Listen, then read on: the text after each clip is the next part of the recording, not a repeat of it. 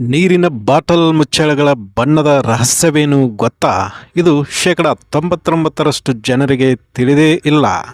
ನಮಗೆ ಬಾಯಾರಿಕೆಯಾದಾಗ ನಾವು ತಕ್ಷಣ ನೀರಿನ ಬಾಟಲಿಯನ್ನು ಖರೀದಿಸುತ್ತೇವೆ. ಆದರೆ ನೀವು ಎಂದಾದರೂ ಬಾಟಲಿಯ ಮುಚ್ಚಳದ ಬಣ್ಣವನ್ನು ಗಮನಿಸಿದ್ದೀರಾ?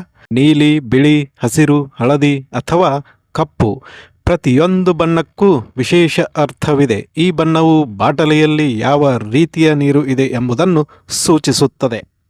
ಬಾಟಲಿಯ ಮುಚ್ಚಳಗಳ ಬಣ್ಣಗಳ ಹಿಂದಿನ ರಹಸ್ಯವೇನು? ಮುಚ್ಚಳದ ಬಣ್ಣಕ್ಕೆ ವಿಶೇಷ ಅರ್ಥವಿದೆ.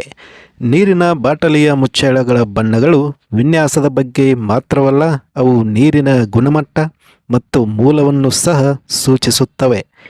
ನೀಲಿ ಮುಚ್ಚಳ. ಮಾರುಕಟ್ಟೆಯಲ್ಲಿರುವ ಹೆಚ್ಚಿನ ಬಾಟಲಿಗಳು ನೀಲಿ ಮುಚ್ಚಳವನ್ನು ಹೊಂದಿರುತ್ತವೆ.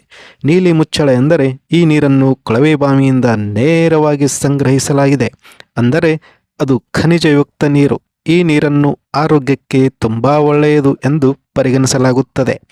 ಬಿಳಿ ಮುಚ್ಚಳ. ನೀಲಿ ಮುಚ್ಚಳ ನಂತರ ಬಿಳಿ ಮುಚ್ಚಳವನ್ನು ಹೊಂದಿರುವ ಬಾಟಲಿಗಳು ಹೆಚ್ಚಾಗಿ ಕಂಡುಬರುತ್ತವೆ.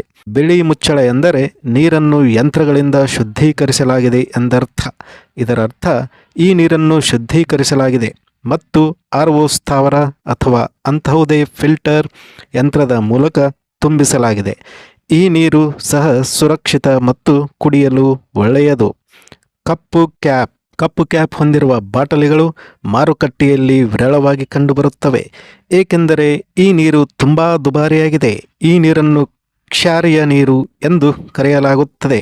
ಇದನ್ನು ವಿಶೇಷ ರೀತಿಯಲ್ಲಿ ಶುದ್ಧೀಕರಿಸಲಾಗುತ್ತದೆ. ಇದರಲ್ಲಿ ಹಲವು ರೀತಿಯ ಖನಿಜಗಳಿವೆ. ಈ ನೀರನ್ನು ಹೆಚ್ಚಾಗಿ ಸೆಲೆಬ್ರಿಟಿಗಳು ಮತ್ತು ಕ್ರೀಡಾಪಟುಗಳು ಬಳಸುತ್ತಾರೆ. ಹಳದಿ ಕ್ಯಾಪ್. ಕೆಲವು ನೀರಿನ ಬಾಟಲಿಗಳು ಹಳದಿ ಕ್ಯಾಪ್ ಹೊಂದಿರುತ್ತವೆ.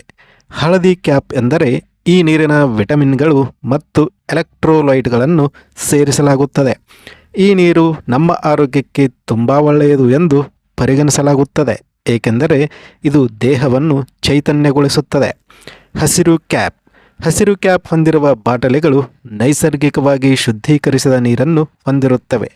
ಈ ನೀರು ನೇರವಾಗಿ ನೈಸರ್ಗಿಕ ಮೂಲಗಳಿಂದ ಬರುತ್ತದೆ. ಇದನ್ನು ನೇರವಾಗಿ ಶುದ್ಧೀಕರಿಸಲಾಗುತ್ತದೆ ಮತ್ತು ತುಂಬಿಸಲಾಗುತ್ತದೆ. ಮುಂದೆ ನೀವು ನೀರಿನ ಬಾಟಲಿಯನ್ನು ಖರೀದಿಸುವಾಗ ಕ್ಯಾಪ್ನ ಬಣ್ಣದ ಬಗ್ಗೆ ಗಮನ ಕೊಡಿ.